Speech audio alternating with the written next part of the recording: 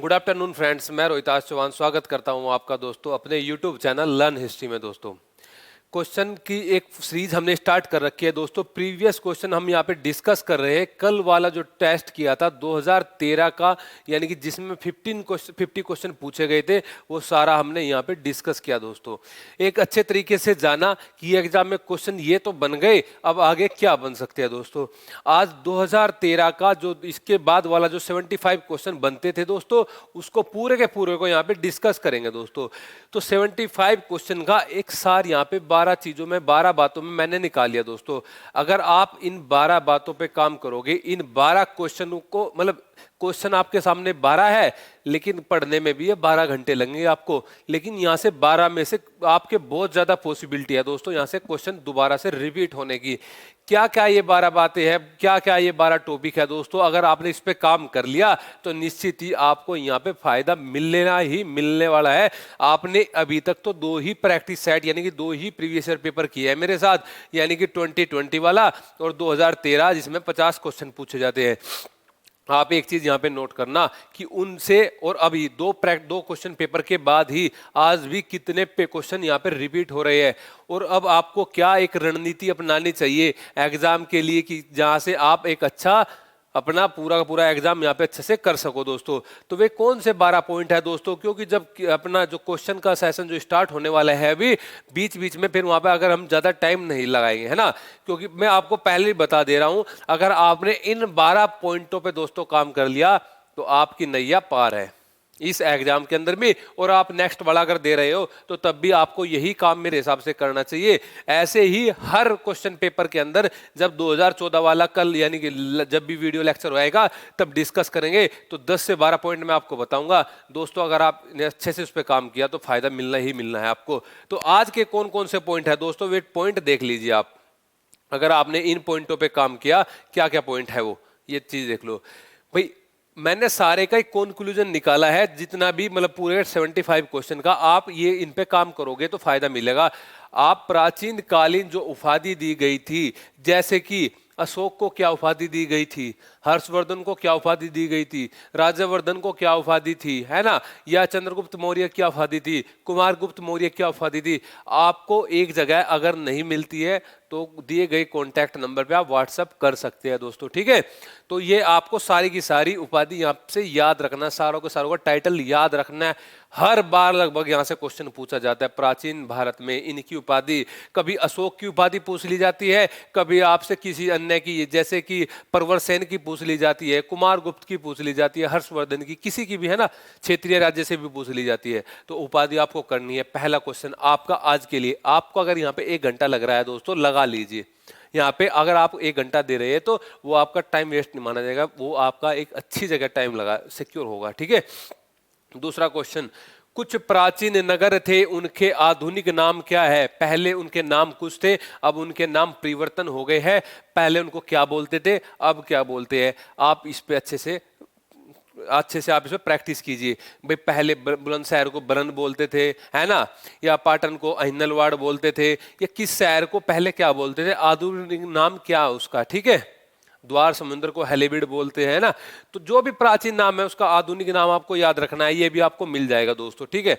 तीसरी बात, 16 महाजनपद, 16 के 16 महाजनपद आप एक बार पढ़ लीजिए अच्छे से, उनकी राजधानी पढ़ लीजिए। यहाँ से मैच द कॉलम में काफी बार रिपीट हो चुका है भाई। आपसे पूछ लिया जाएगा कि सूरसेन की राजधानी कौन सी है, असमक की राजधानी कौन सी है ना, या अन्य आपसे कोई भी, मतलब कि यहाँ पे 16 के 16 महाजनपद में से कुछ भी पूछा जा सकता है, मतलब उनका राजधानी, स्पेशली राजधानी और किस क्षेत्र में थे। बस ये 2 बातें आपको 16 महाजनपद से पढ़नी है दोस्तों, 3, ठीक है। 3 क्वेश्चन हो गए अपने।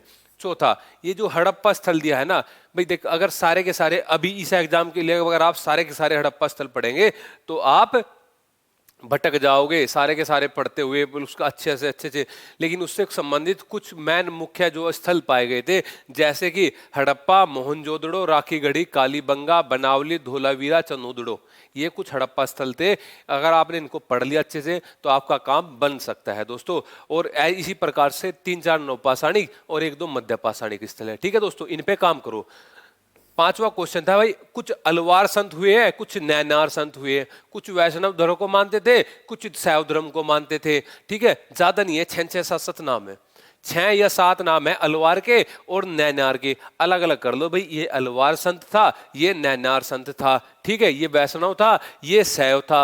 आपसे दे दिया जाएगा निम्नलिखित में से कौन सा नैनार नहीं था, या निम्नलिखित में से कौन सा अलवार नहीं था दोस्तों। ठीक है, तो अगर आपको सारे के सारे याद है अलवार और नैनार, आप उसको एलिमिनेट कर जाओगे। ठीक है, नेक्स्ट क्वेश्चन, 6th क्वेश्चन था।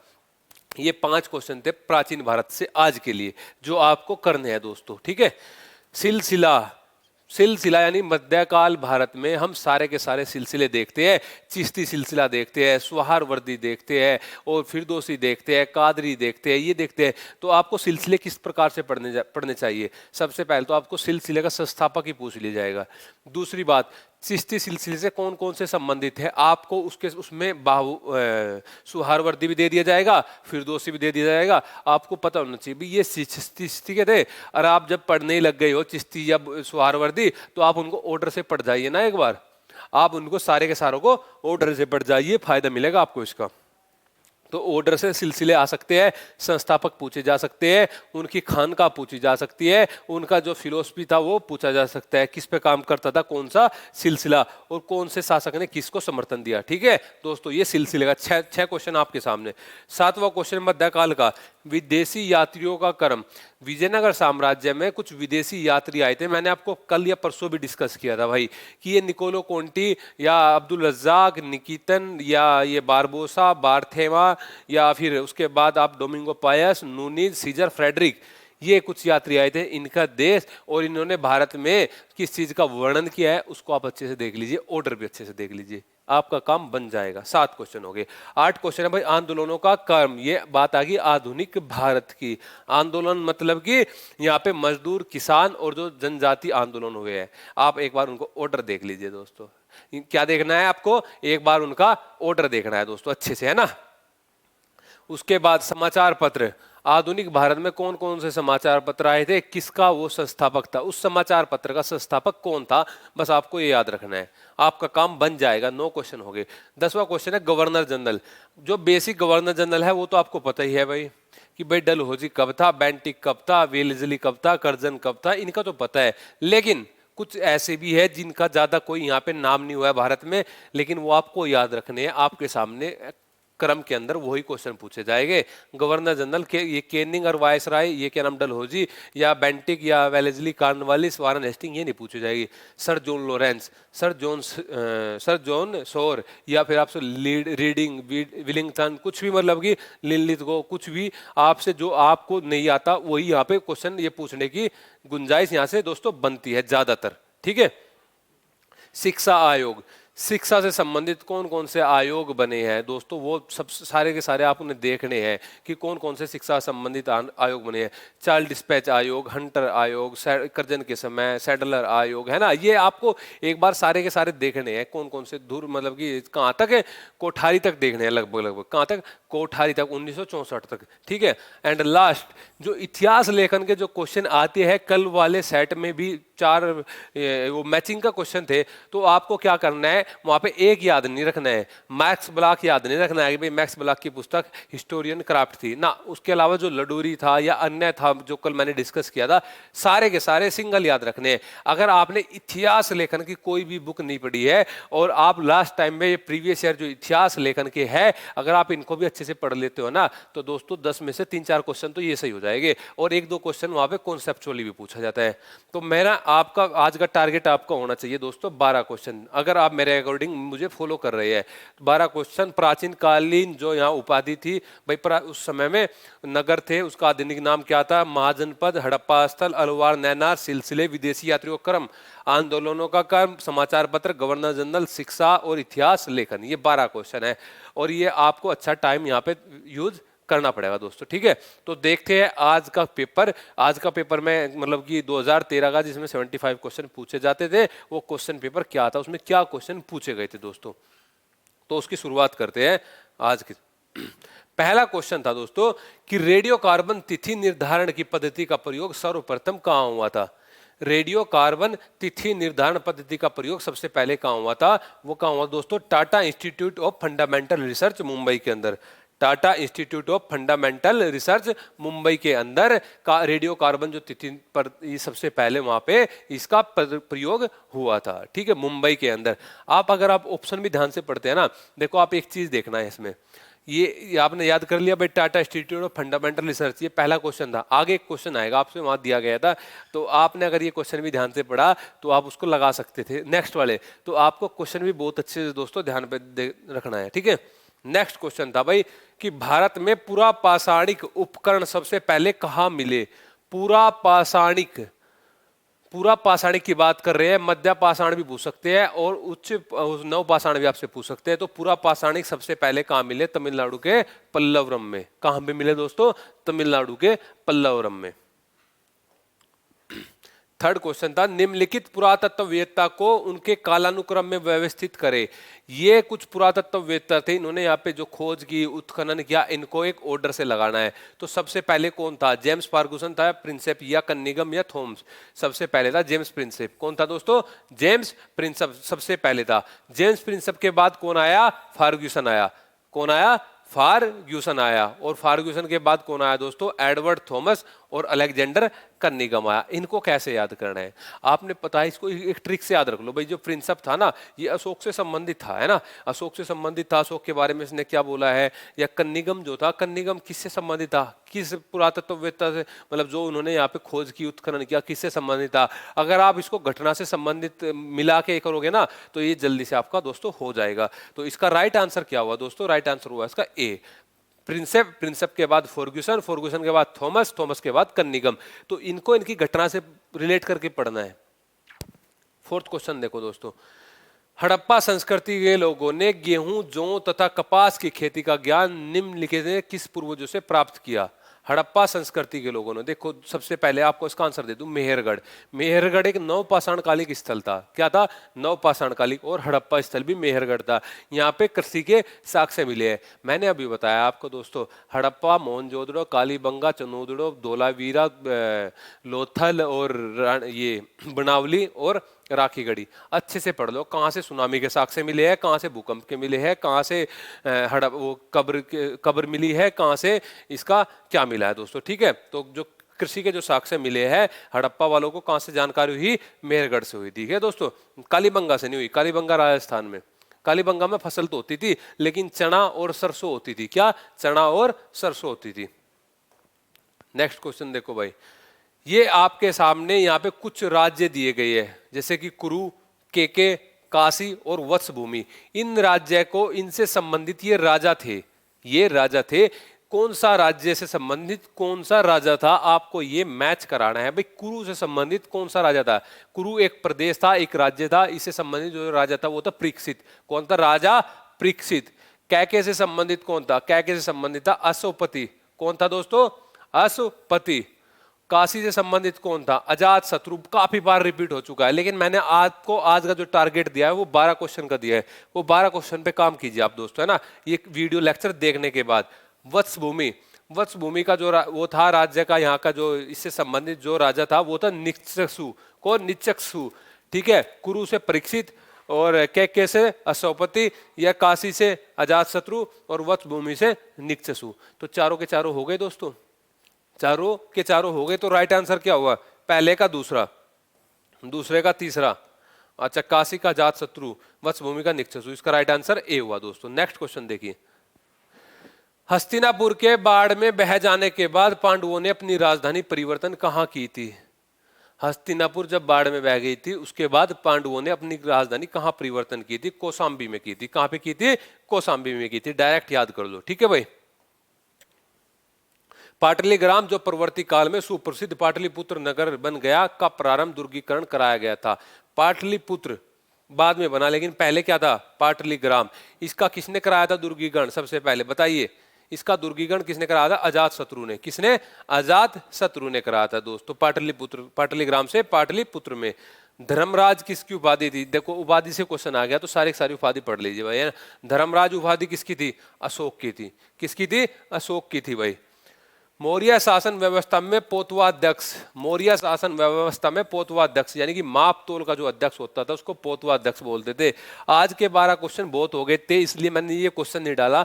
नेक्स्ट वाले उसमें जब मैं आपको काम दूंगा भाई यह क्वेश्चन कराने से पहले, तो सबसे पहले मैं यही क्वेश्चन डालूंगा भाई कि आपको ये विभाग के जो अध्यक्ष थे स्पेशली मौर्य और गुप्तों के, तो ये तो करना ही है। मापतोल का अध्यक्ष कौन था, खान विभाग का अध्यक्ष कौन था, है ना, बुचड़ खाने का अध्यक्ष कौन था, ये अध्यक्ष कौन था, ठीक है। तो ये मैं सबसे पहले नेक्स्ट वीडियो में सबसे पहले यही दूंगा भाई विभाग के अध्यक्ष आपको करने चाहिए। तो पोतवाध्यक्ष मापतोल विभाग से संबंधित था, ठीक है दोस्तों। सूची 1 को सूची 2 से मिलाना, यहाँ पे देख प्राचीन स्थल दिए गए हैं और उनको किससे मिलाना है, आधुनिक स्थल। उनको आज के टाइम में क्या बोला जाता है, जो पुष्कलावती था इसको बोला जाता है चरसद्दा। क्या बोला जाता है, चरसद्दा। कपीसाद जो था उसको बोला जाता है बैग्राम। क्या बोला जाता है, बैग्राम। गंगवाड़ी को बोला जाता है मैसूर। क्या बोला जाता है दोस्तों, मैसूर, गंगवाड़ी। और द्वार समुद्र को बोला जाता है हैलेबिड। द्वार समुद्र को क्या बोला जाता है, हैलेबिड बोला जाता है। पुष्कलावती चरसद्दा, द्वार समुद्र हैलेबिड और गंगवाड़ी मैसूर, कपीसा बैग्राम अफगानिस्तान, है ना। तो पहले का जो हुआ वो हुआ तीसरा, यानी कि पहले का तीसरा, ये भी हो सकता है, ये भी हो सकता है। कपीसा का बैग्राम दूसरे का पहला, यानी दूसरे का पहला। ये तो राइट आंसर क्या हुआ दोस्तों, इसका तीसरा इसका राइट आंसर था। प्राचीन नाम, आधुनिक नाम, इनकी राजधानी बहुत अच्छे से कर लीजिए। उस तमिल काव्य संग्रह की पहचान कीजिए जिसमें से चेर वंश के शासकों की प्रशंसा की गई है। यह क्वेश्चन इतनी बार रिपीट हो चुका है, 4 बार तो मेरी नजरों के सामने आ गया। 4 एग्जाम में आप करते रहोगे, आप नोट करना। एक बार तो आपने यहाँ पे देख लिया कि भाई उस काव्य संग्रह की पहचान कीजिए जिसमें चेर शासकों का वो दिया गया है, प्रशंसा की गई है। तो पदीटु पट्टू इसका क्या नाम था, इसका काव्य संग्रह का नाम था दोस्तों, ठीक है। बहुत अच्छे से कर लीजिए, काफी बार रिपीट हो चुका है। गौतमी पुत्र सातकर्णी सातवाहन वंश से, गौतमी पुत्र सातकर्णी के हाथों नेपान की पराजय निम्नलिखित में से किस मुद्रा भांड में प्रमाणित होती है, नासिक। किस मुद्रा भांड में, नासिक। अभिलेख। कल का जो मेरा दूसरा क्वेश्चन देने वाला हूं मैं आपको, पहला विभाग से संबंधित अध्यक्ष और दूसरा आपको दूंगा अभिलेख। दूसरा अभिलेख, अशोक के सारे सारे अभिलेख, है ना, सतकर्णी के अभिलेख सातवाहन से संबंधित, और कुषाणों के जो अभिलेख मिले हैं सारे के सारे अभिलेख आपसे कल उसमें दूंगा। निम्नलिखित में से किसने सर्वाधिक अश्वमेध यज्ञों का संपादन किया। सबसे ज्यादा अश्वमेध किसने किए थे भाई, प्रवरसेन प्रथम ने। किसने किए थे, प्रवरसेन प्रथम ने सबसे ज्यादा। कालिदास को कौंतलेश्वर द्वितीय नामक नाटक का रचयिता होने का श्रेय किसको दिया जाता है। कालिदास ने कौंतलेश्वर द्वितीय, सेमेंद्र ने। वृहत कथा मंजरी के लेखक सेमेंद्र, वृहत कथा मंजरी के लेखक सेमेंद्र। तीसरा क्वेश्चन कल का स्रोत दूंगा, साहित्य वाले जो स्रोत थे भारतीय, सेमेंद्र की रचना, वाकपति की रचना, है ना, या उसकी रचना क्या नाम है, अन्य जो भी मतलब जो साहित्य उस समय जो रचना हुई है उनकी रचना किसके द्वारा लिखी गई थी। तो वे सारी सारी रचना आपको करनी होगी। वो तीसरा क्वेश्चन कल का दोस्तों होगा। तो सेमेंद्र ने क्या बोला है कालिदास को, कौंतलेश्वर द्वितीय।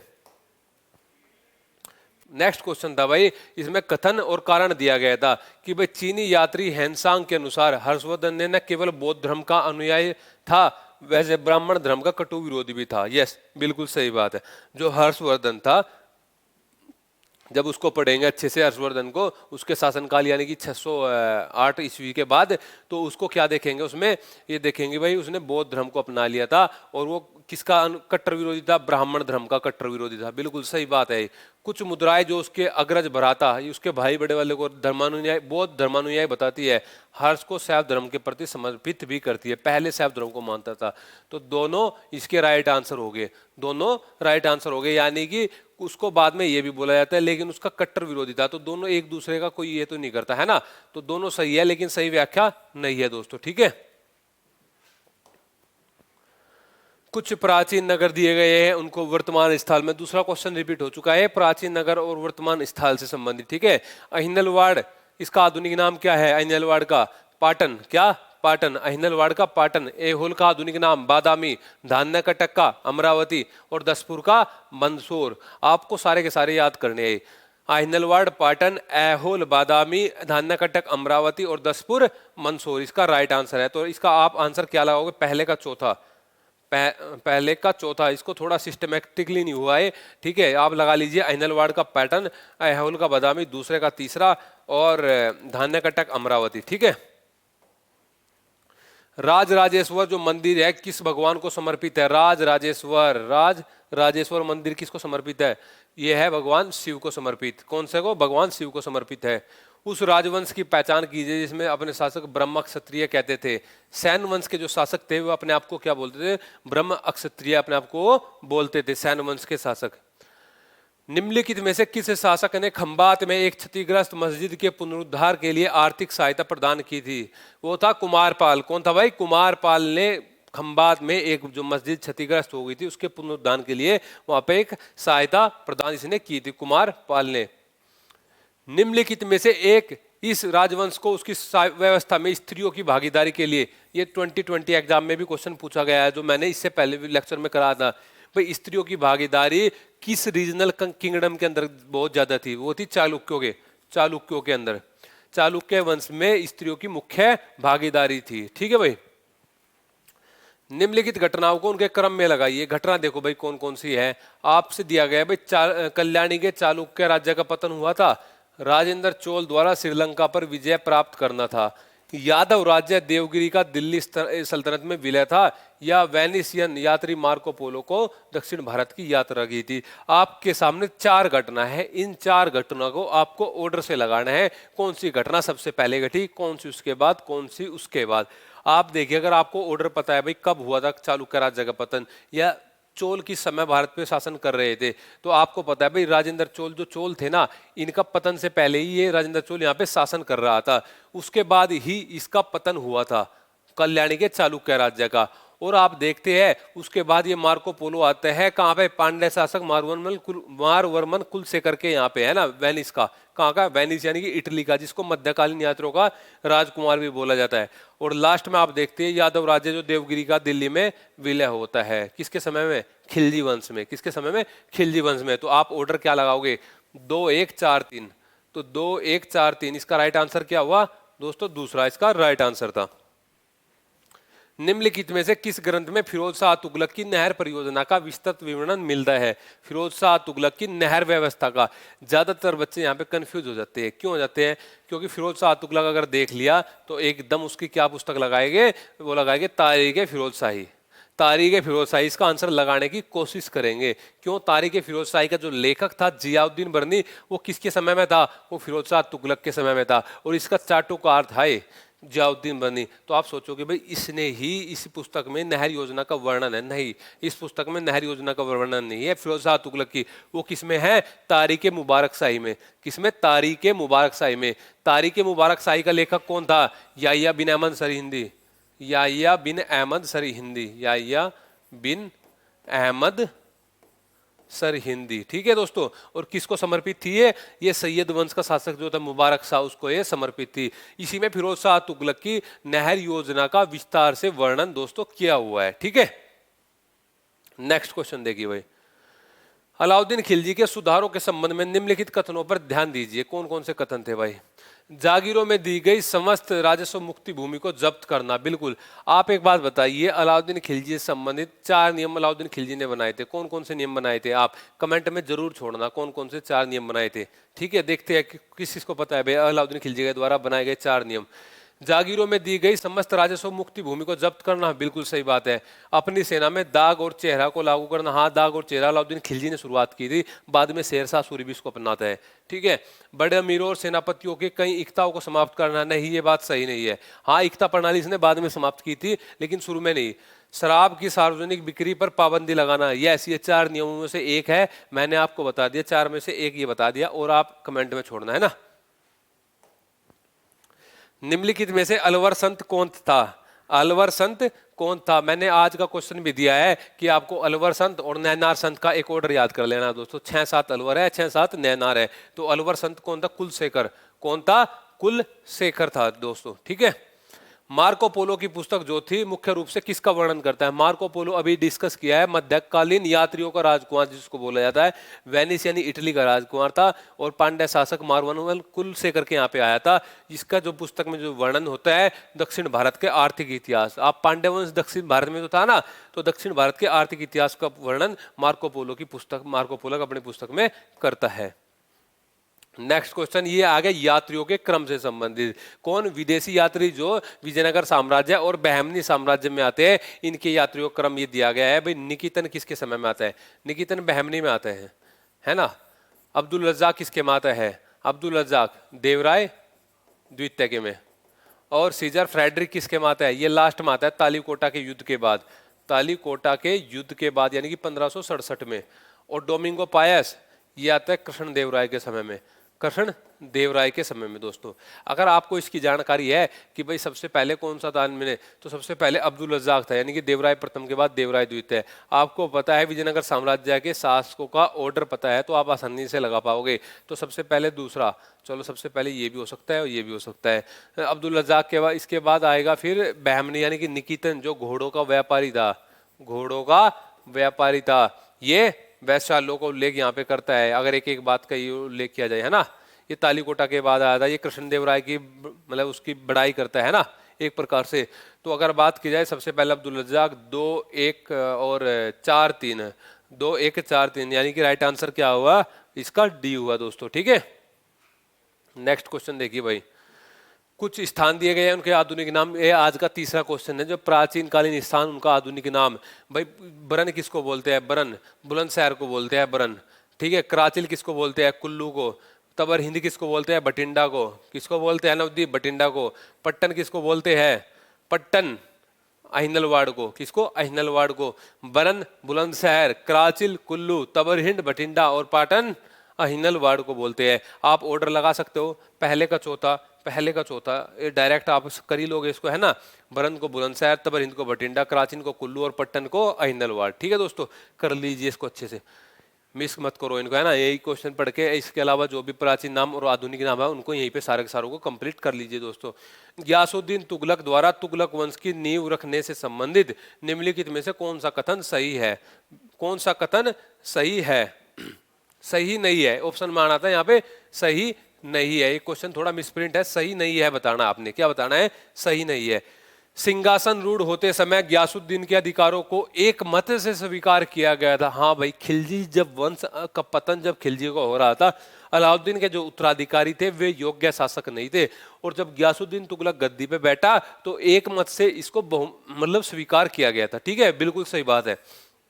दूसरा ऑप्शन देखिए, गियासुद्दीन के पास भारी संख्या में वफादार सिपाही थे जिन्होंने उसे समर्थन किया। यस, बिल्कुल, ये इन्होंने बहुत ज्यादा लोक कल्याणकारी बाद में इन्होंने किए। जब इसके बारे में अच्छे से डिस्कस करेंगे तब बताएंगे भाई गियासुद्दीन तुगलक द्वारा क्या क्या लोक कल्याणकारी किए गए थे भारत के अंदर। सल्तनत की स्थिरता के लिए दिल्ली में लोगों ने भारी योगदान दिया। बिल्कुल सही बात है। नेक्स्ट ऑप्शन देखिए, सल्तनत का खजाना जो उसे रियासत में मिला था, जो उसे विरासत में मिला था, वो बहुत सुदृढ़ था। नहीं, उस समय जो उससे पहले मुबारक शाह खिलजी था या अन्य था, खुसरो था, उसने कंगाल कर दिया था मामला। जो खजाना था बिल्कुल खाली हो चुका था, तो इसको विरासत में कुछ नहीं मिला था, इसको विरासत में कुछ नहीं मिला था। तो इसका राइट आंसर क्या हुआ दोस्तों? राइट आंसर इसका डी था।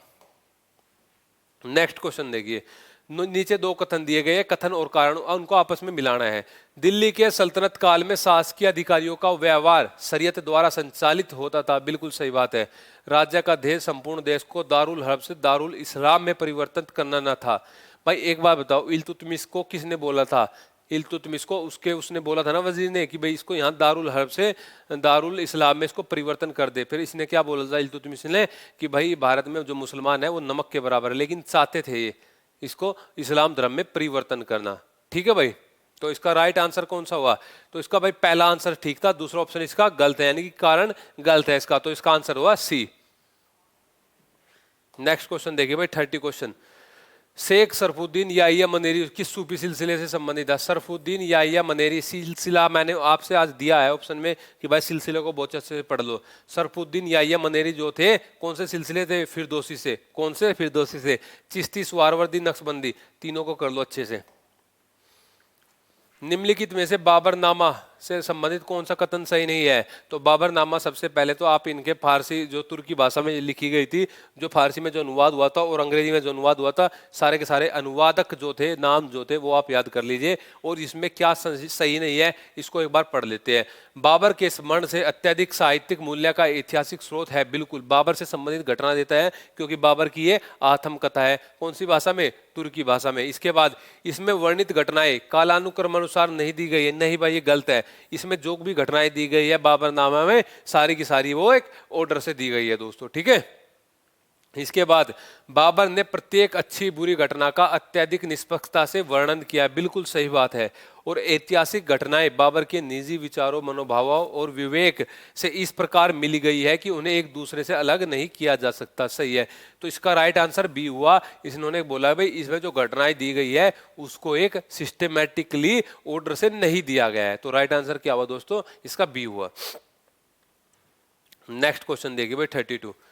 इसमें कथन दिया गया है, कारण दिया गया है। प्रत्येक जागीरदार प्राथमिक रूप से मनसबदार था। यस, सही बात है। सारे के सारे जागीरदार जो थे, सारे वे क्या थे? मनसबदार थे। लेकिन प्रत्येक मनसबदार जागीरदार नहीं था। मैंने बताया था मनसबदार के बारे में, आप अगर वो वीडियो नहीं देखी पिछले वाली, उसको देख लीजिए। सारा का सारा बताया। अकबर के समय से थे। 1575 में अकबर ने शुरू किया था अपने शासनकाल के 19वें वर्ष से। और इसमें कब जात का पद, कब सवार का पद जोड़ा था, और इसमें मनसबदारी में क्या साझा का क्या रोल था आगे जाके, है ना। तो ये बिल्कुल पहला कथन सही है। प्रत्येक जागीरदार प्राथमिक रूप से मनसबदार था, परंतु प्रत्येक मनसबदार जागीरदार नहीं था। बिल्कुल सही बात है। कुछ मनसबदारों को नगद अदायगी दी जाती थी, जागीरदारों द्वारा नहीं। ये भी सही बात है। कुछ को नगद दी जाती थी, जागीरों द्वारा नहीं दी जाती थी। तो ये इसका राइट आंसर हुआ। कौन सा हुआ राइट आंसर? ये दोनों तो कट गए।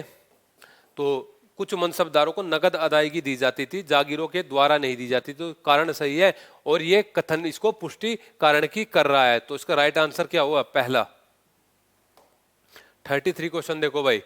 मध्यकालीन भारत के राजपूत राज्यों से संबंधित कुछ कथन दिए गए हैं, इनको मिलाना है आपस में। कौन कौन से, नहीं, इनको ये बताना है इनमें से कौन कौन से कथन सही है दोस्तों। भाई बांधवगढ़ पर बघेलों का शासन था। बिल्कुल सही बात है। बांधवगढ़ पे किसका शासन था? बघेलों का। इलाहाबाद जो सूबे में धंधेरा एक राजपूत रियासत थी ना, इलाहाबाद सूबे में नहीं थी। ओरछा बुंदेला राजपूतों के कब्जे में था। बिल्कुल, ओरछा किसके कब्जे में था? राजपूतों के। ओरछा उत्तर और दक्षिण के संपर्क मार्ग पर स्थित था। बिल्कुल सही है। तो इसका जो राइट आंसर है पहला, तीसरा और चौथा, इसका राइट आंसर है दोस्तों, ठीक है। पहला, तीसरा और चौथा। इलाहाबाद में धंधेरा रियासत नहीं थी। दाग और चेहरा मुगल सैन्य प्रशासन में किसके राज्यकाल में आरंभ हुए? मुगल की बात कर रहा है, ना कि सल्तनत की। मुगल की बात कर रहा है। मुगल काल में किसके समय में हुए थे? मुगल काल में ये हुए थे। अगर हम उसका समय काल जोड़े तो मुगल में ही जोड़ा जाएगा, शेरशाह का। हालांकि था तो वो अफगान, लेकिन मुगल में जोड़ा जाएगा। तो शेरशाह सूरी के समय में।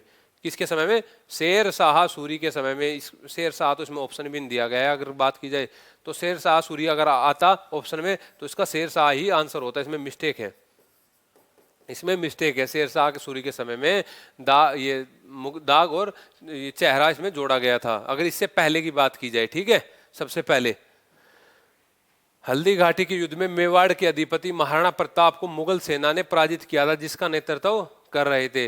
हल्दी घाटी का युद्ध 1576 वाला हुआ था। उसका नेतृत्व कौन कर रहा था? राजा मान सिंह। कौन कर रहा था? मान सिंह। भगवान दास नहीं कर रहा था, ना सादुल्ला खान, ना अब्दुल रहीम खान, ठीक है। कौन कर रहा था? मान सिंह कर रहा था। ईवान एक शब्दावली है। शब्दावली आपसे पूछी जाती है, ईवान किसको बोलते हैं? किसी भी आकार और योजना की एक स्तंभीय जो रचना होती है उसको ईवान बोलते हैं। ये मैचिंग में आपको 4 शब्दावलियां दी जाएगी, उनसे संबंधित 4 कथन होंगे। आपको बताना होगा कि इससे क्या मैच कर रहा है। तो ईवान किसी भी आकार और योजना की एक स्तंभीय रचना थी दोस्तों। नेक्स्ट क्वेश्चन देखिए। किसी मुगल बादशाह के काल में मुगल चित्रकला में प्रतिदृश्य का चित्रण अपनी पराकाष्ठा पर पहुंच गया था। चित्रकला, आप नाम सुनते ही जहांगीर लगाओगे। क्या लगाओगे? जहांगीर। जहां भी आपने चित्रकला सुनी और आप जहांगीर उसका आंसर लगाओगे। स्थापत्य विशेष तौर पर ज्यादा सुनी तो शाहजहां लगाओगे। स्थापत्य शाहजहां से संबंधित था, ठीक है। चित्रकला तो भाई आप जहांगीर और अकबर की दोनों के दोनों चित्रकार सारे के सारे देख लीजिए कौन कौन चित्रकार थे। निम्नलिखित में से यह कथन किसका है कि भाई पूरा आधुनिक कालीन यूरोपीय राजाओं की भांति उनके समकालीन मुगल बादशाह अपने रोजमर्रा के व्यय के लिए निजी साहूकारों के ऋणों पर निर्भर नहीं करते थे। ये किसने बोला है मुगलों के बारे में कि भाई ये मुगल इन पे यहाँ पे डिपेंड नहीं थे? ये बोला है J.F. रिचर्ड्स ने। किसने बोला है दोस्तों? J.F. रिचर्ड्स ने इसको बोला है। यहाँ पे स्थान दिए गए हैं, उनसे संबंधित दिया गया है। शहर था एक बीकानेर। बीकानेर की स्थापना किसने की थी? ऑप्शन में अगर आप देखते हो राम तो पता चल जाएगा, राव बीकानेर। कीर्ति स्तंभ की स्थापना किसने की थी? राणा कुंभा ने, राजपूत शासक था। अहमदाबाद की स्थापना किसने की थी? अहमद शाह ने। इससे ही आप नाम से ही पता कर रहे हैं। होशंगाबाद शहर की स्थापना ये अल्प खान ने की थी। किसने की थी? अल्प खान ने की थी। ये मिस्टेक है थोड़ी बहुत। होशंगाबाद की स्थापना किसने की थी? अल्प खान ने। बीकानेर की स्थापना राव बीका। कीर्ति स्तंभ राणा कुंभा। अहमदाबाद अहमद शाह। तो राइट आंसर क्या हुआ दोस्तों? पहले का दूसरा, दूसरे का पहला, पहले का दूसरा, दूसरे का पहला और तीसरे का अहमद चौथा। तो राइट आंसर सी हुआ इसका।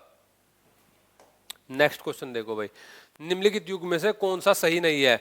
खुदा बख्श लाइब्रेरी पटना के अंदर है, बिल्कुल सही बात है। भंडारकर ओरिएंटल रिसर्च इंस्टीट्यूट, ये आ गया वो पहले वाला जो पहला क्वेश्चन था, पुणे यानी मुंबई में है ना। Bhandarkar oriental research institute Pune में है। नेशनल लाइब्रेरी दिल्ली, नहीं नेशनल लाइब्रेरी दिल्ली में नहीं है, कलकत्ता में है भाई। नेशनल लाइब्रेरी दिल्ली में नहीं है, कहाँ पे है? कलकत्ता में है। और सालारगंज जो म्यूजियम है वो कहाँ पे है? हैदराबाद में है। तो इसका राइट आंसर क्या है? सी है। इसमें से सही नहीं है बताना था ना। तो नेशनल लाइब्रेरी दिल्ली में नहीं है, कलकत्ता के अंदर है। ठीक है दोस्तों,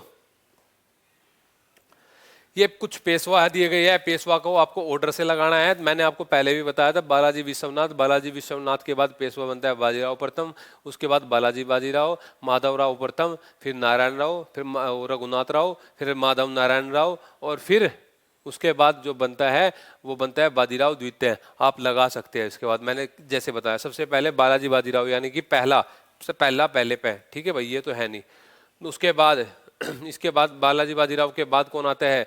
माधवराव। पहले के बाद तीसरा, पहले के बाद तीसरा, उसके बाद चौथा माधव नारायण राव, और फिर बाजीराव। ये बाजीराव द्वितीय सबसे लास्ट में पूना की संधि के तहत जिसको हटा दिया जाता है। इसके बाद कोई भी पेशवा यहाँ पे नहीं बनता है दोस्तों। ठीक है, नेक्स्ट क्वेश्चन देखो 42। निम्नलिखित में से कौन सा कथन सही है? निम्नलिखित में से कौन सा कथन सही है? देख लीजिए एक बार। भारत के उत्तर मध्यकाल, कौन सा कथन सही है? भारत के उत्तर मध्यकाल के फारसी स्रोतों में ग्रामीण समाज के जीवन का विवरण बहुत सीमित है। बिल्कुल सही बात है। आपको पता है, उत्तर मुगल काल की बात कर रहा है। मुगल का उसमें कितने प्रतिशत भारतीय थे? 85% ग्रामीण भारतीय थे। ठीक है, लेकिन उनका विवरण बहुत ही सीमित है। इस अवधि में भारत की यात्रा करने वाले विदेशी यात्रियों ने ग्रामीण समाज का बहुत कम विवरण दिया है यहाँ पे। नेक्स्ट ऑप्शन पढ़िए भाई। क्षेत्रीय साहित्यिक स्रोत किसी हद तक ग्रामीण लोगों के जीवन और स्थिति की जानकारी प्राप्त करने में हमारे लिए सहायक होते हैं। बिल्कुल। भू राजस्व से संबंधित राजस्व अभिलेखों की बड़ी मात्रा मध्यकालीन भारत के ग्रामीण समाज के इतिहास का निर्माण में सहायक नहीं है। बिल्कुल सही बात है। तो इसका राइट आंसर क्या हुआ? डी इसका, और बी इसका राइट आंसर है दोस्तों। क्या? बी इसका राइट आंसर है, क्योंकि इन्होंने विदेशी यात्री थे, इन्होंने तो वर्णन किया है ना ग्रामीण यात्रियों का। निम्नलिखित में से कौन सा ईस्ट इंडिया कंपनी में स्थायी राजस्व बंदोबस्त का मुख्य प्रतिफल नहीं था? क्या मुख्य प्रतिफल नहीं था? कृषि उत्पादन को विशेष बढ़ावा दिया, कंपनी की राजस्व वृद्धि प्रक्रिया में रुकावट आ गई, काश्तकारों को जिम्मेदारी की कृपया पर छोड़ दिया, और इसने जागीरदारों का एक वफादार वर्ग खड़ा किया। बिल्कुल आप ही बताइए भाई, स्थायी बंदोबस्त में इन्होंने जागीरदार को क्या किया था? एक वफादार वर्ग के रूप में तो खड़ा कर दिया था। बोला था भाई 11% आपका, 89% हमारा। ठीक है, और काश्तकारों को जिम्मेदारों की कृपा पर छोड़ दिया। हाँ बिल्कुल, जिम्मेदारों की नहीं, जमींदारों की है ये। किसकी? जमींदारों की कृपा पर। भाई जमींदार ही देखेंगे, इनकी कृपा पे इस पे इनको छोड़ दिया गया था। बिल्कुल सही है ये भी। कंपनी की राजस्व वृद्धि प्रक्रिया में रुकावट आ गई, कृषि उत्पादन को विशेष बढ़ावा मिला। नहीं, ज्यादा उत्पादन कहाँ हुआ? ये तो जब जमींदार जो लोग थे इनको चौधरी बनाया गया था, ये तो अपना वहां पे प्रेसिडेंसी में जाके बैठ जाते थे। ये भी बिचौलियों के थ्रू काम अपना करवाते थे। किसके थ्रू? बिचौलिए के। जो छोटे वर्ग के जो जमींदार थे वो भरते हुए, तो इसमें कृषि उत्पादन को कोई विशेष बढ़ावा नहीं मिला दोस्तों। Right answer D. 1767 और 69 के बीच में बंगाल का गवर्नर कौन था? 1757 से लेके 1773 तक के सारे एक बार आप गवर्नर देख लीजिए दोस्तों, है ना। 1757 से प्लासी के युद्ध के और वारन हेस्टिंग के बीच में। तो 1757 और 69 के बीच में कौन था? बताइए। वर्लेस्ट। कौन था? वर्लेस्ट। और 69 से 72 के बीच कर्टियर। कौन? कर्टियर। और ये 2 बार बनता है, एक बार 57 में और एक फिर बाद में आता है ना। हैदराबाद के निजाम राज्य का संस्थापक चिनकिलिज खान। कितनी बार बता दिए भाई? चिनकिलिज खान, है ना। चिनकिलिज खान, जिसको बाद में आसफ जहां की उपाधि कौन देता है? मोहम्मद शाह रंगीला। और खान खाना की उपाधि और एक अन्य उपाधि जो थी, इसको कौन देता है? निजामुल मुल्क की उपाधि फर्रुख सियर। यही तो हैदराबाद राज्य की स्थापना करता है मोहम्मद शाह रंगीला के समय में, 1724 में। कब? 1724 में। पढ़ लीजिए एक बार अच्छे से। ये कुछ विद्रोह के क्रम मैंने आपको आज के क्वेश्चन में दिया है भाई। सबसे पहले भाई विद्रोह का क्रम है, ये आपके सामने कुछ विद्रोह है, इनको ऑर्डर से लगाना है। ये तो चार है, अगर आप सारे अच्छे से कर लोगे तो आप इनको आसानी से दोस्तों लगा पाओगे। तो सबसे पहले इनमें से कौन सा हुआ था, चोरी और हो का विद्रोह, इनको तभी लगा पाओगे अगर आपको सबसे पहले इनका ऑर्डर पता है, एक सिस्टमेटिकली तरीके से आपको ऑर्डर है। तो सबसे पहले चोर तथा हो का विद्रोह, उसके बाद कौन सा हुआ था, बघेरा विद्रोह। कौन सा, बघेरा विद्रोह। फिर कोली एंड संथाल विद्रोह सबसे लास्ट में हुआ था। तो राइट आंसर पहला है दोस्तों, ठीक है। सारे के सारे एक बार देख लीजिए। किस चार्टर एक्ट से भारतीय व्यापार का मार्ग अंग्रेजों के लिए खुल गया और ईस्ट इंडिया कंपनी के लिए समाप्त हो गई? 1813 में ही होगी थी शुरू तो भाई। भारतीय व्यापार का मार्ग अंग्रेजों के द्वारा आ गया था, चाय को लेकर और चीन को लेकर, इनको दोनों को छोड़ गए और मार्ग ये 1813 में खुल गया था और इन दोनों से भी ये 1833 में हटा दिया गया था, ठीक है दोस्तों। इसके बाद देखिए, कथन दिया गया है, कारण दिया गया है। ब्रिटिश शासन के पास देशी रियासतों के लिए अपनी शाही नीति में कोई सुसंगत स्थान नहीं था। बिल्कुल सही बात है, ये कोई स्थान नहीं था रियासतों के बारे में अंग्रेजों का, है ना। पैरामाउंटेसी पे काम करते थे ब्रिटिश लोग, है ना, सर्वोच्चता पे। वे देशी राज्यों को एक दूसरे से अलग रखते थे, कहीं आपस में मिल ना जाए, है ना, और इनके लिए बगावत ना खड़ी कर दे। इस पारंपरिक शाही ने भारत के स्थायी भेद को प्रकट करने की परियोजना को पूरा किया। दोनों के दोनों कथन सही है, लेकिन कोई पुष्टि इसमें नहीं कर रहा है, तो दोनों, इसका राइट आंसर सी हुआ दोस्तों। नेक्स्ट क्वेश्चन, 1761 में कौन सा मद्रास का गवर्नर था? फोक्सक्राफ्ट। कौन था? फोक्सक्राफ्ट मद्रास का गवर्नर था 1761 में। निम्नलिखित में से दस्तावेजों में से किस भारत में पाश्चात्य शिक्षा पद्धति का मैग्ना कार्टा? यही बता दीजिए भाई, पाश्चात्य शिक्षा का मैग्ना कार्टा किसको बोला जाता है? 1854 के चार्ल्स वुड डिस्पैच को। 1854 जो पहला शिक्षा संबंधित कोई आयोग बना, शिक्षा संबंधित जो पहला सुधार हुआ था, इसको ही भारतीय शिक्षा का मैग्ना कार्टा बोला जाता है। गेटवे ऑफ इंडिया का निर्माण किसके साथ सम्मान में किया गया था? किंग जॉर्ज पंचम 1911 में। 1911 में जब ये राजधानी परिवर्तन हुई थी, 1911 में किंग जॉर्ज प्रथम के सम्मान में किसका निर्माण हुआ था? गेटवे ऑफ इंडिया का। गेटवे ऑफ इंडिया कहाँ पे है? बम्बई के अंदर है, ना कि इंडिया गेट मत सोच लेना इसको, है ना, ये बम्बई के अंदर है, ठीक है भाई। इसके बाद ये कुछ आपसे नाम दिए गए हैं भारतीय के, और इनके कुछ समाचार पत्र और पुस्तक है, वो आपको मैच कराना है। दादा भाई नेहरू जी की पुस्तक का नाम है राष्ट्र गुप्तार। द्वारकानाथ देवेंद्रनाथ टैगोर की पुस्तक का नाम है इंडियन मिरर। क्या? Indian mirror. जी.एस. अय्यर की पुस्तक का नाम है स्वदेश मित्रम, और द्वारकानाथ विभूषण की पुस्तक का नाम है सोम प्रकाश। तो मैच करा दीजिए। दादा भाई नेहरू जी राष्ट्र गुप्तार यानी कि पहले का दूसरा, पहले का दूसरा, ओके, और दूसरे का चौथा, दूसरे का चौथा। देवेंद्रनाथ टैगोर की पुस्तक का नाम क्या है भाई? देवेंद्रनाथ टैगोर की तीसरे का पहला, यानी कि इसका राइट आंसर दोस्तों डी हुआ। क्या हुआ? डी हुआ इसका राइट आंसर। नेक्स्ट क्वेश्चन देखिए भाई, वेद समाज जो केशव सैन की पहल पर 1864 में मद्रास में स्थापित हुआ, वेद समाज, उसी को दोबारा 1871 में दक्षिण भारत के ब्रह्म समाज के नाम से किसने चलाया? किसने चलाया? के श्रीधालु नायडू ने चलाया दक्षिण भारत में, है ना।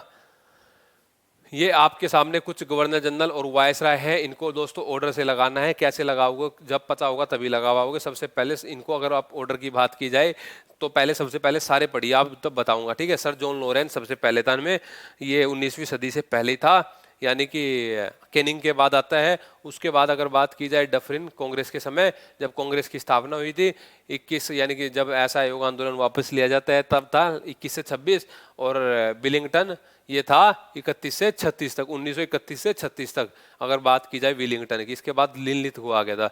तो सबसे पहले कौन था? तीसरा, चौथा, पहला, दूसरा। तो तीसरा, चौथा, पहला, दूसरा, यानी कि राइट आंसर पहला था दोस्तों, ठीक है। नेक्स्ट क्वेश्चन था, कथन दिया गया है, कारण दिया गया है। भारतीय राज्य आयोग ने रेखांकित किया कि सर्वोच्चता को सर्वोच्च रहना चाहिए। बिल्कुल सही बात है। अंग्रेजों का नवीन सामूहिक राजशाही संस्कृति मोहमंत्र हो गया था। अंग्रेजों का नवीन जो राजशाही थी संस्कृति, उससे क्या हो गया था? मोहमंत्र हो।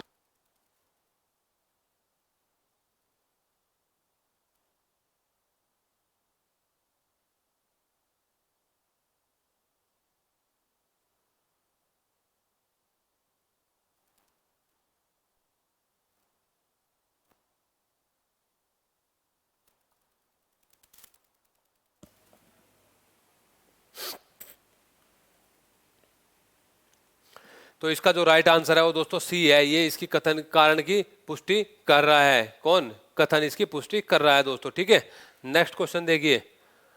ये 4 शिक्षा संबंधित आयोग आपको दिए गए हैं। मैंने आपको पहले बताया था भाई इनको आयोगों को ऑर्डर से लगाना है। सबसे पहले सैडलर आयोग आया था 1917 में। ये तो 4 है, लेकिन आपको सभी के सभी करने हैं।